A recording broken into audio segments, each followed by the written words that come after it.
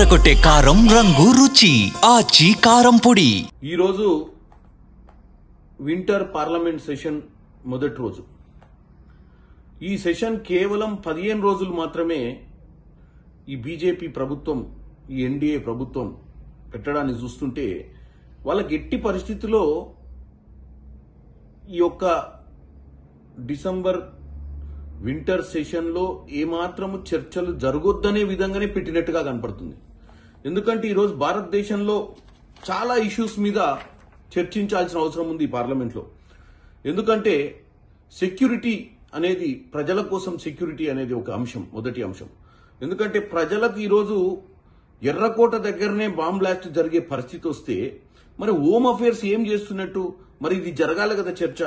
దాంతోపాటు ఈరోజు డెమోక్రసీ మీద సెక్యూరిటీ అంటే ఏదైతే ఓటు హక్కును వినియోగించుకునే పరిస్థితి ఉన్నప్పుడు ఎస్ఐఆర్ పేరిట మీరు ఎంతో మంది ఓటు హక్కులను కాలరాసే ప్రయత్నం చేసి మీరు అధికారంలో పర్మనెంట్ గా ఉండాలన్న ఆలోచనతో ముందుకు పోయే విధంగా ఉంది. అంటే దాని గురించి కూడా ఈరోజు సెక్యూరిటీ ఆఫ్ డెమోక్రసీ అంటారు. మొదటిదేమో సెక్యూరిటీ ఆఫ్ పీపుల్, అంటే ఎక్కడ పడితే అక్కడ ఈ యొక్క టెర్రరిస్ట్ అటాక్స్ అవుతుంటే దాని మీద చర్చ జరగాల్సిన అవసరం ఉంది. పార్లమెంట్ అనే దగ్గరనే కదా చర్చ చేయాల్సింది. మరి మీరు 15 రోజులల్లా మొత్తం పార్లమెంట్ పెట్టి దాన్ని ఆపాలనే ప్రయత్నిస్తారు. మూడో అంశం కూడా చెప్తా, సెక్యూరిటీ ఆఫ్ హెల్త్. నిన్న సాయంత్రం నేను ఢిల్లీలో కాలు పెట్టేటప్పటికి 7 గంటలకు కాలు పెడితే అప్పుడు ఏక్యూఐ లెవెల్ చెక్ చేస్తే 272 ఉంది. వారం రోజుల క్రితం 390 దాకా రీచ్ అయినట్టుగా చెక్ చేసిన నేను. అంటే ఎటు పోతున్నాం మనం? అంటే దీని మీద చర్చ జరగొద్దా? ఇట్లనే ఉంచుదామా ఈ ఢిల్లీ నగరాన్ని, ఇంకా వేరే నగరాలని భారతదేశంలో? వీటి గురించి చర్చ జరగాల్సిన అవసరం ఉంది. ఎందుకు, కారణాలు ఏంటి, ఈ కారణాలను ఎట్లా అధిగమించాలనే చర్చ జరగకుండానే మీరు 15 రోజులలో దీన్ని, ఈ పార్లమెంట్ సభల్ని మీరు తొందరగా పెట్టి మీకు ఏదో నచ్చిన విధంగా నడుపుకొని వదిలేసే విధంగా మీరు ముందుకు పోతున్నట్టుగా క్లియర్ గా కనపడుతుంది. ఇకపోతే సెక్యూరిటీ, ఎకనామిక్ సెక్యూరిటీ అంటే అసలు రాష్ట్రాలకు రావాల్సిన బడ్జెట్, ఇప్పుడు మా రాష్ట్రానికి, తెలంగాణ రాష్ట్రంలో ఉన్నటువంటి పరిస్థితులు, రాష్ట్రానికి రావాల్సిన ప్రాజెక్టుల మీద చర్చ జరగాల్సిన అవసరం ఉంది. సో సెక్యూరిటీ ఆఫ్ ఎకనామీ అనేది లేకుండా చేసారు. వాళ్ళ ఇష్టానుసారంగా, వాళ్ళకి ఇష్టానుసారంగా ఏ రాష్ట్రాలకు ఏమి ఇవ్వాలనో వాళ్ళు ఇచ్చుకుంటూ, ఈ 18వ లోక్సభలో వాళ్ళకు బీహార్కి అవసరమైతే బీహార్కి, చంద్రబాబు నాయుడు ఆంధ్రప్రదేశ్కి అవసరమైతే ఆంధ్రప్రదేశ్కి ప్రాజెక్టులు ఇవ్వాలన్న ఆలోచనతో ముందుకు పోతున్నారు. కేవలం 18th లోక్సభలో వాళ్లకు పట్టు కోల్పోకుండా ఉండాలి వారిని చెప్పి వాళ్ళకు ఉన్నటువంటి అలయన్స్ పార్టీలకు మద్దతుగా వాళ్ళు ఒక ఎకనామీని నడుపుతున్నారు తప్ప భారతదేశం మొత్తాన్ని ఒకే ఎకనామీ కింద నడుపుతలేరు.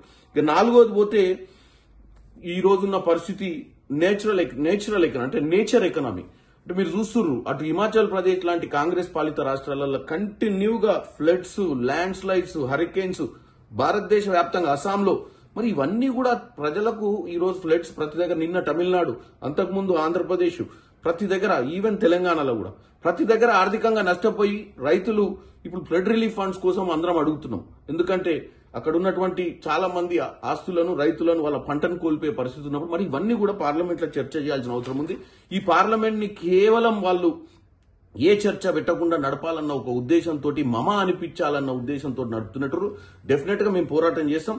ఈ రోజు అన్ని ప్రతిపక్ష పార్టీలు ఈ రోజు కలవడం జరుగుతుంది 10ంటికి.